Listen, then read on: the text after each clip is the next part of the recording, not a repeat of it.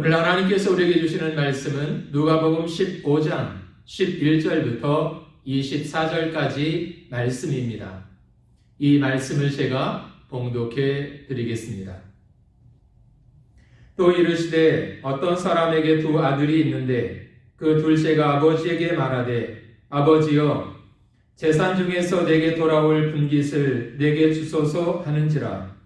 아버지가 그 살림을 각각 나눠 주었더니 그 며칠이 안 되어 둘째 아들이 재물을 다 모아 가지고 먼 나라에 가 거기서 허랑방탕하여 그 재산을 낭비하였더니 다 없앤 후 그 나라에 크게 흉년이 들어 그가 비로소 궁핍한지라.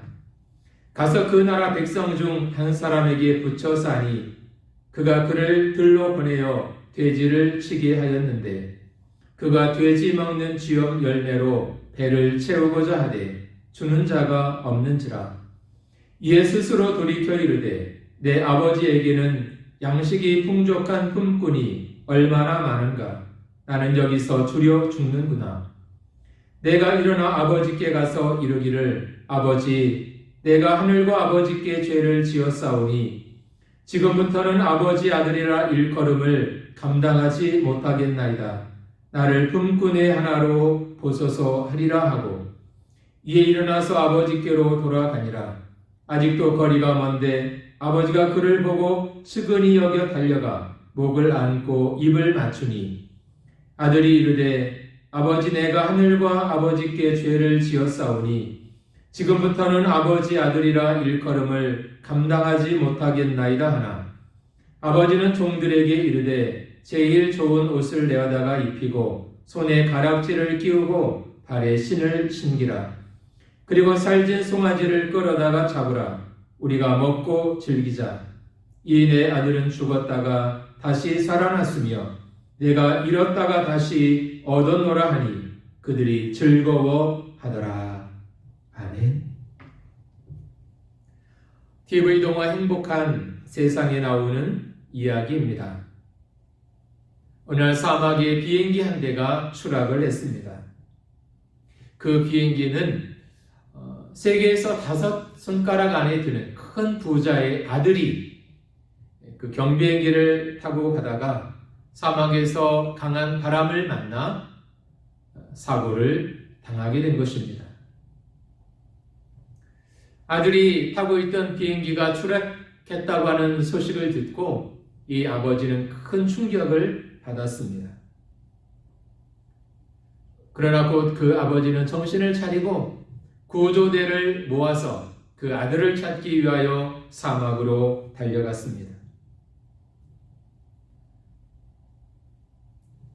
나름대로 열심히 애써서 그 아들을 찾아보려고 했지만 도무지 그 아들을 찾을 수가 없었습니다. 다행히도 며칠간의 수색 끝에 그 아들이 타고 있던 비행기가 추락한 지점을 발견하게 됩니다. 그런데 그곳에 찾아가 보았더니 다 부서진 비행기에 잔해만 남아있고 아들의 행방은 보이지를 않았습니다. 그럼에도 이 아버지는 실망하지 않고 계속 아들을 찾아다녔습니다. 그러면서 이 아버지는 기도했습니다. 제발 아들을 지켜주십시오. 그리고 제가 사랑하는 이 아들을 다시 찾을 수 있도록 저를 도와주십시오. 그런 기도를 마친 후에 이 아버지는 수백만 장의 전단을 만들어서 사막에 뿌리기 시작했습니다. 사람들은 말했습니다. 아들을 잃은 아버지가 너무 충격을 받아서 아마도 정신이 좀 온전치를 않은가 보다. 아무도 살지 않는 그 사막에 수백만 장의 전단을 뿌린들 누가 그것을 보겠는가? 저건 전혀 의미 없는 일이다. 그렇게 한마디씩 했다고 합니다. 그렇지만 이 아버지는 포기하지 않았습니다. 아버지는 그 전단지를 만들어서 뿌리기 시작했습니다. 그 전단지에는 딱 한마디만 적혀 있었습니다. 아들아, 아버지가 너를 사랑한단다. 그것은 아들을 향한 아버지의 마음이었고 그 아들을 향한 절규였던 것입니다. 수백만 장의 전단지가 아무도 없는 그 황량한 사막에 뿌려지기 시작을 했습니다. 마침내 굶주림에 지쳐 탈진해 가고 있던 그 아들이 바람에 날려가는 이 전단지를 손에 쥐게 되어졌습니다. 그리고 아버지가 내가 너를 사랑한다 라고 써놓은 그 글을 읽게 되었습니다. 아들은 생각했습니다. 아버지가 나를 이렇게 사랑하니까 틀림없이 아버지는 나를 찾으러 오실 것이다. 그래서 이를 악물고 그 힘든 시간을 견뎌내는 것입니다. 사막 한가운데서 잃어버린 아들을 찾는 것은 그렇게 쉬운 일이 아니었습니다. 그 수색은 정말 힘들고 험난한 일이었습니다. 그런데 며칠 뒤 수색되는 사막 한가운데서 아버지가 뿌린 이 전단지를 손에 쥐고 숨을 헐떡이며 쓰러져 있는 아들을 발견하게 됩니다. 아버지의 큰 사랑이 이 아들을 구조하게 된 것입니다. 사막의 열기와 배고픔과 죽음의 공포를 이겨낼 수 있었던 것은 아버지가 자기를 사랑한다고 하는 그 한마디였던 것입니다. 아버지 입장에서 보면 잃어버린 아들을 포기할 수 없는 그런 부모의 마음이 아들을 찾기 위해서 모든 노력을 포기하지 않았던 것입니다.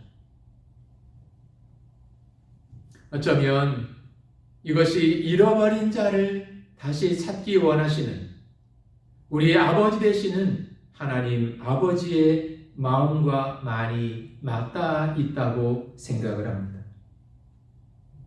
그래서 신앙의 삶이라고 하는 것은 하나님의 사랑의 마음을 알아가는 것이다. 그렇게 말할 수도 있을 것 같습니다.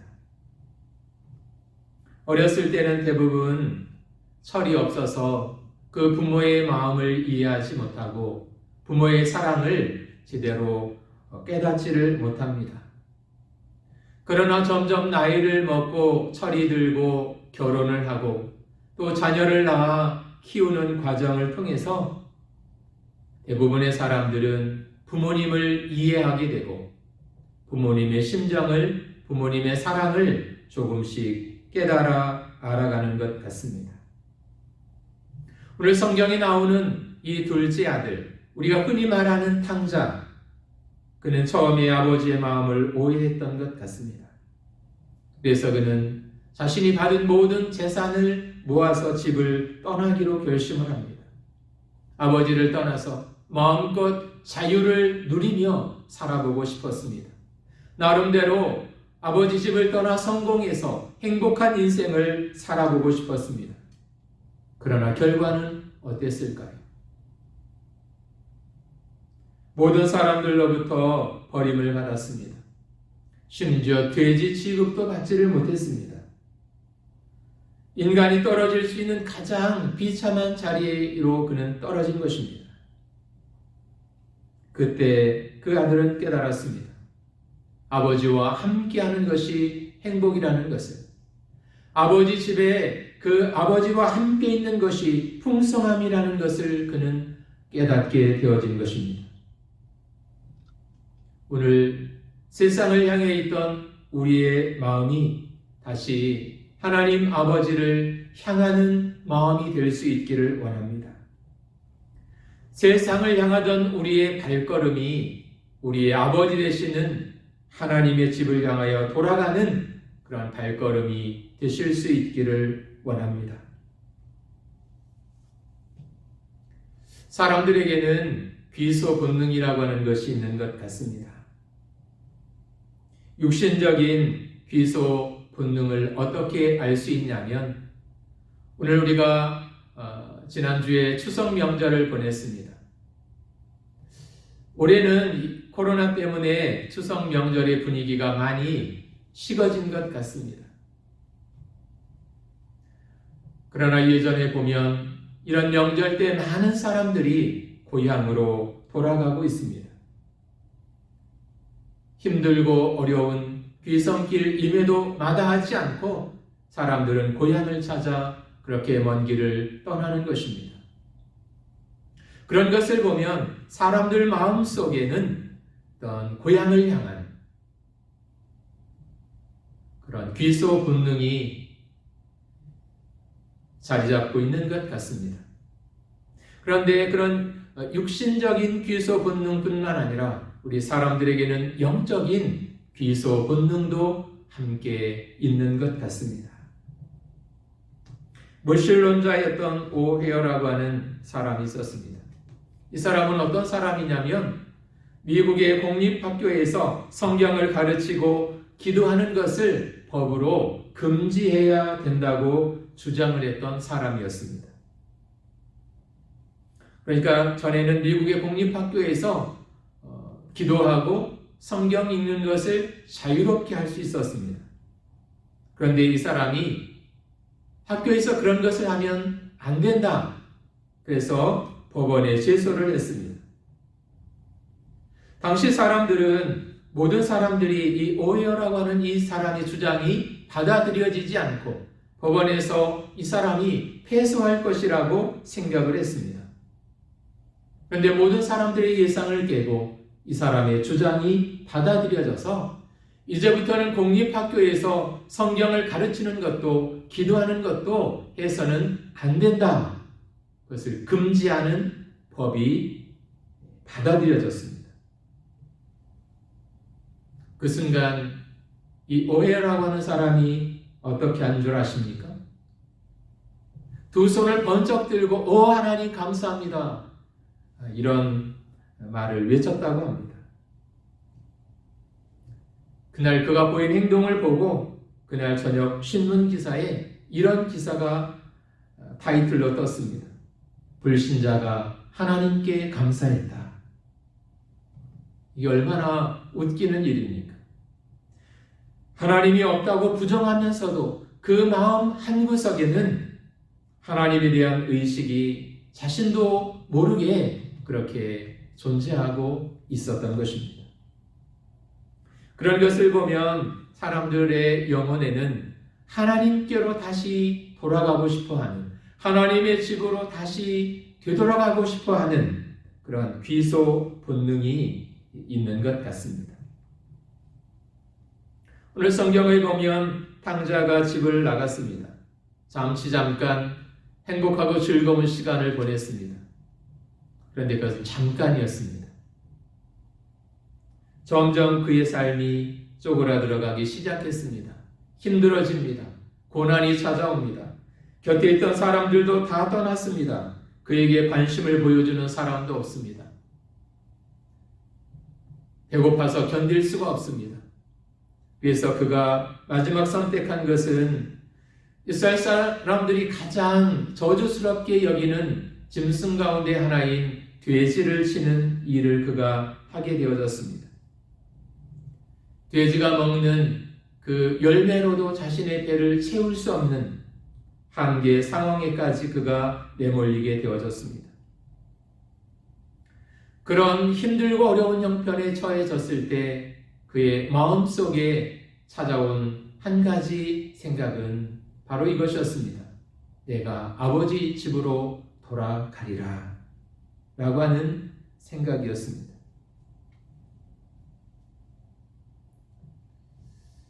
어쩌면 이것도 집을 향한 귀소 본능이 아닐까요? 힘들고 고통스러울 때, 자신의 삶이 정말 괴롭고 아픔이 있을 때 이 탕자는 아버지를 생각했고 돌아갈 집을 생각하게 되어졌던 것입니다. 그리고 다행스러운 것은 비록 탕자가 집을 나가서 지금 가장 밑바닥 인생으로 떨어졌지만 아픔과 고통을 경험하고 있지만 그래도 돌아갈 집이 있다고 하는 것이 얼마나 감사하고 다행인지 모르겠습니다. 오늘 우리 그리스도인들에게도 돌아갈 영원한 본향이 있다고 하는 것이 얼마나 감사한 일인지요. 히브리서 11장 13절과 14절을 보면 아브라함은 이 땅에서 살아가는 동안 나그네와 외국인처럼 살았다고 이야기합니다. 왜냐하면 돌아갈 본향을 늘 생각하고 바라보았기 때문이라고 성경은 말하고 있습니다. 마치 이 땅이 삶의 전부인 것처럼 아브라함은 그렇게 살지 않았다는 것입니다. 잠깐 이 땅에 사는 것은 영원한 하나님의 나라, 영원한 본향을 준비하는 시간으로 아브라함은 생각을 했던 것입니다. 그래서 아브라함은 이 땅을 살아가는 동안 여기가 전부인 것처럼 살지 않고 본향에 대한 소망을 품고 눈을 들어 하늘을 바라보고 살았다고 이야기하는 것입니다. 아브라함뿐만 아니라 우리 신앙의 선배들도 마찬가지였습니다. 이 본향에 대한 소망 때문에 우리의 믿음의 선배들은 지상 고향에 대한 미련을 포기하고 다시 옛날로 돌아가지 않았던 것입니다. 그러면 오늘 우리는 어떨까요? 우리는 정말 순례자처럼 궁극적인 본향, 내가 돌아갈 영원한 하늘나라의 집을 바라보고 거기에 소망을 두고 오늘 살아가고 있느냐는 것입니다. 혹시라도 이 땅에 대한 미련 때문에 한 발은 세상에, 한 발은 주님 편에 두고 이리저리 그렇게 방황하고 계시지는 않습니까? 빌립보서 3장 20절 말씀을 보면 오직 우리의 시민권은 하늘에 있는지라 거기로서 구원하는 자 곧 예수 그리스도를 기다리노니 라고 말하고 있습니다. 또 골로새서 3장 20절을 보면 위의 것을 생각하고 땅의 것을 생각하지 말라라고 말씀하고 있습니다. 믿음의 사람들, 그들은 궁극적으로 영원한 하늘나라의 집을 바라보며 살아가는 사람들인 것입니다.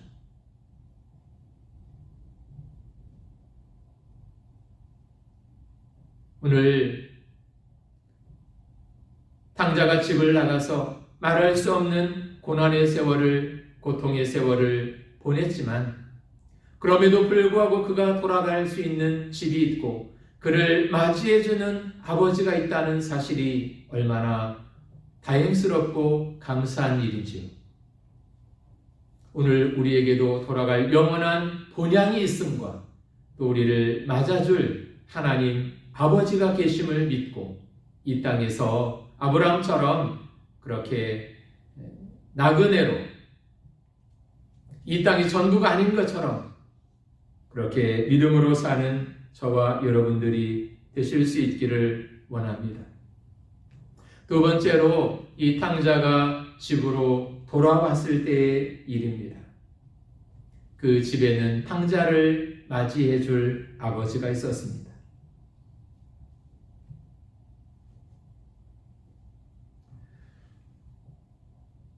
집을 나갔다 돌아온 그 아들을 끌어안고 입을 맞추고 환영해주고 사랑으로 맞아주었던 그 아버지. 그 아버지의 용서와 사랑의 모습은 오늘 저와 여러분을 대하시는 하나님 아버지의 모습이기도 했습니다. 어느 모임에서 열띤 토론이 벌어졌습니다. 하나님이 있냐, 하나님이 없느냐, 이 문제로 논쟁이 벌어진 것입니다. 토론의 열기가 최고조에 달했을 때 한 중년의 남자가 일어나면서 이렇게 말을 했습니다. 하나님이란 존재는 없습니다. 여기 누구 하나님을 직접 본 사람이 있습니까? 아무도 없잖아요. 그런데도 불구하고 하나님이 있다고 하는 사람들에게 내가 하나님이 없다는 것을 5분 내로 증명해 보이겠습니다. 그런 벌겋게 상기된 얼굴로 사람들을 돌아보며 외치고 있었습니다. 혹시 여기 날카로운 칼을 가지고 있는 사람 있습니까? 누군가가 이 사람에게 칼을 건네주자 그는 더욱 당당해진 목소리로 외쳤습니다. 하나님이 살아있다면 이 칼로 5분 내에 당장 나를 죽이시오. 만일 5분 내에 아무런 일이 나에게 일어나지 않는다면 하나님은 없는 것이요. 1분, 2분, 3분 그렇게 5분이 지나갔습니다. 물론 아무 일도 일어나지 않았습니다. 그는 더 당당하게 외쳤습니다. 이것 보십시오. 하나님이 없거나 하나님은 이미 죽은 것입니다. 만일 그 하나님이 살아있다면 나 같은 사람을 하나님이 그대로 놔둘 리가 있겠습니까? 그렇게 토론이 끝났습니다. 사람들은 흩어져서 집으로 돌아가기 시작했습니다. 그 사람들 틈에 의기양양해진 이 중년의 남자도 그들의 가운데 섞여 집으로 돌아가고 있었습니다. 그런데 바로 그때 모임에 참석했던 한 할머니 한 분이 그에게 다가와서 조용히 이렇게 말을 했습니다. 여보게, 자네가 한 행동을 잘 보았네. 혹시 자네에게도 자녀가 있나? 물론 있죠. 그러자 의아스러운 표정으로 대답하는 그에게 할머니가 아까 그 들었던 칼을 쥐어주면서 말을 했습니다. 만일 자네의 자녀 중 한 명이 이 칼을 들고 나를 죽여주세요 이렇게 한다면 자네는 죽일 수 있겠나? 에이 할머니, 그걸 말이라고 하세요? 어떻게 내가 사랑하는 자녀를 이 칼로 죽일 수가 있습니까? 그러자 할머니는 그의 손을 잡고 조용히 말을 했습니다. 그것 보기에 하나님은 우리의 아버지시라네. 어찌 아버지가 사랑하는 그 자녀를 칼로 죽일 수가 있겠나? 하나님은 죄 지은 우리가 돌아오기만을 간절히 기다리시는 용서와 사랑의 아버지시라네. 이렇게 이야기를 해주었다는 것입니다.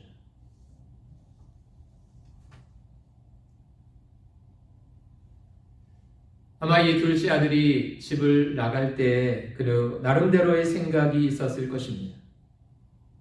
아버지로부터 물려받은 이 재산을 가지고 한번 멋지게 폼나게 그렇게 살아보고 싶었을 것입니다. 그런데 그의 생각과는 반대로 점점 수렁에 깊이 빠져들게 되었습니다. 모든 것을 다 잃어버린 빈 털털이가 되고 말았습니다. 그런 아들이 돌아올 때 보였던 아버지의 모습을 보십시오. 어깨를 축 늘어뜨리고 힘없이 집을 향해 걸어오는 그 아들을 발견한 것도 아버지였습니다. 어쩌면 그 아버지는 신발도 신지 않고 달려가서 그 아들을 꼭 안아주었습니다. 그리고 살진 짐승을 잡아 잔치를 준비합니다. 새 옷을 입혀주었습니다. 손에는 반지를 끼워 주었습니다. 그것은 그 아들을 향한 아버지의 용서의 마음의 표현이었고 그 아들을 향한 사랑을 포기하지 않았던 아버지의 따뜻한 사랑의 표현이었던 것입니다. 그러니까 이 아버지는 아들이 돌아오니까 마지못해서 용서한 것이 아니라 이미 돌아오기 전부터 모든 것을 용서해 놓고 돌아오기를 기다리고 있었던 것입니다. 그런 사실을 이 탕자가 깨달았을 때 얼마나 부끄러웠을까요? 비록 집을 나간 아들이지만 아버지에게 커다란 상처와 아픔을 주고 떠난 아들이지만 그럼에도 불구하고 그 아들을 사랑하시는 이 아버지의 마음, 그것이 오늘 우리를 향한 하나님 아버지의 마음이라고 하는 것입니다. 오늘 우리를 향한 그 하나님의 용서와 사랑의 마음을 믿음으로 인정하고 또 고백하며 그 하나님 품에, 사랑의 품에 안기는 저와 여러분들이 되셨으면 좋겠습니다. 내가 다른 사람들보다 좀 의롭게 살고 좀 더 선하게 살고 다른 사람들과 비교해서 내가 조금 더 신앙적으로 나은 것 같으니까 그것을 보고 하나님이 나를 사랑하신 것이 아니다라고 하는 것입니다. 하나님은 본래부터 우리를 사랑하시기로 작정하신 분이라는 것입니다.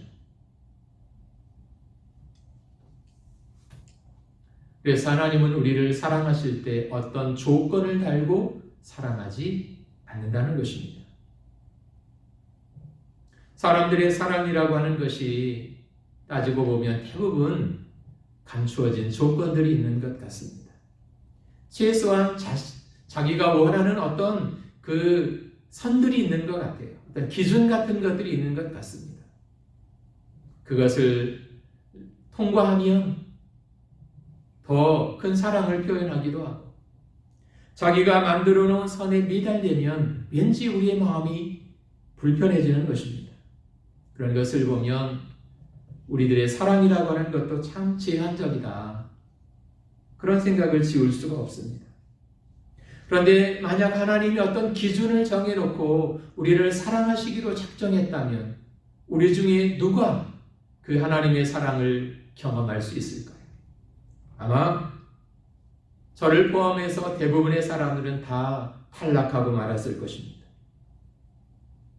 우리가 부족해도, 우리가 연약해도, 우리가 이 세상에서 하나님의 자녀처럼 온전히 믿음으로 살지 못한다 할지라도 그것 때문에 우리를 포기하지 않으시고 오히려 우리의 그런 연약함 때문에 더 아파하시고 우리를 끌어안기를 원하시고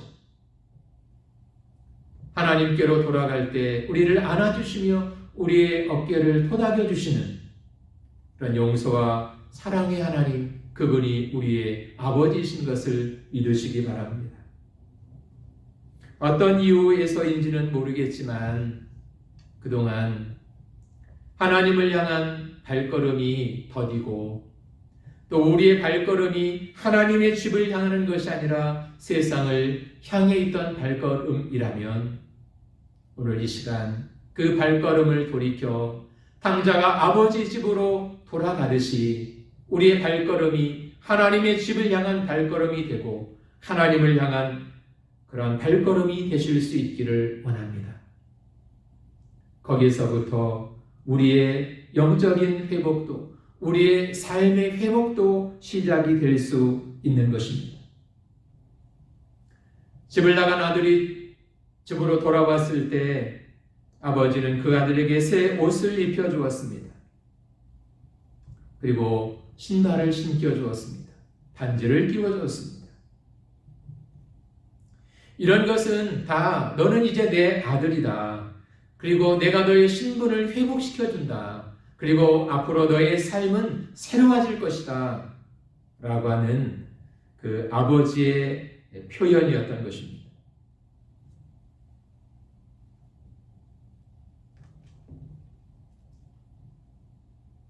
오늘 그 하나님을 향해서 우리의 삶이 돌이켜 돌아가는 발걸음이 되실 수 있기를 원합니다. 이 추석 명절을 보내면서 많은 사람들이 고향을 찾아 떠나는 것처럼 오늘 우리의 영원한 본향이 되시는 그 하나님이 예비하신 천국을 향하여 우리의 발걸음이 세상 속에서 돌이키는 걸음이 되고 하나님으로부터 멀어졌던 발걸음이 다시 하나님을 향해서 한 걸음씩 한 걸음씩 더 가까이 나가는 그런 복된 발걸음이 되셨으면 좋겠습니다. 그래서 이 계절에 아버지 집으로 하나님을 향해서 그렇게 한 걸음씩 한 걸음씩 더 가까이 걸어가는 저와 여러분의 믿음의 여정이 되실 수 있기를 원합니다. 기도하겠습니다. 살아계신 아버지 하나님, 세상을 향해 있던 우리의 발걸음을 돌이켜 아버지를 향하여, 아버지 집을 향하여 돌아가는 발걸음이 되게 하여 주시옵소서. 영원한 본향인 천국을 사모하게 도와주시고 하나님의 용서와 하나님의 사랑을 알아 그 하나님 앞에 응답하며 사는 복된 인생이 되게 하여 주시옵소서. 무덤덤해진 우리의 영혼을 흔들어 깨워주시고 우리의 영혼이 잠들지 않게 도와주시고 날마다 주님과 동행하며 사는 복된 믿음의 여정이 되게 하여 주시옵소서. 예수님의 이름으로 기도합니다. 아멘.